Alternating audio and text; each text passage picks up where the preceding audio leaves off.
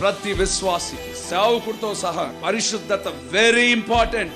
పరిశుద్ధత ప్రాముఖ్యమైనది. నువ్వు ఎన్ని నిలబడి ఎన్ని వాక్యాలు చెప్పు, సంఘానికి ఎంత పాతవాడు ఉండొచ్చు, బైబిల్ చదువు, వాద్యాలు వాయించు, ఇంకేమైనా చేయి, పరిచరణ చేయి, పరిశుద్ధత లేకపోతే నువ్వు ప్రభుని చూడలేవు, దేవుని ఆశీర్వాదాలకు నువ్వు దూరంగా ఉంటావు.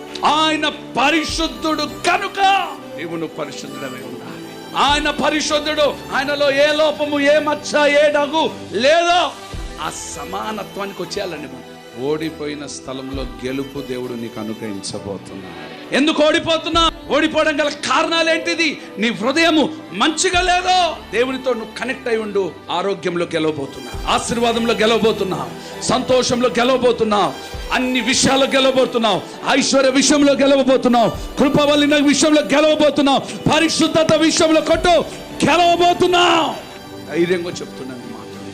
దేవుడు మనకు కుటుంబాన్ని ఇచ్చాడు. నీవు నీ ఇంటి యజమానుడు మొదటిగా నువ్వు దిద్దుబాటు చేసుకో. నీ కుటుంబాలను దేవుడు బలపరచును గాక.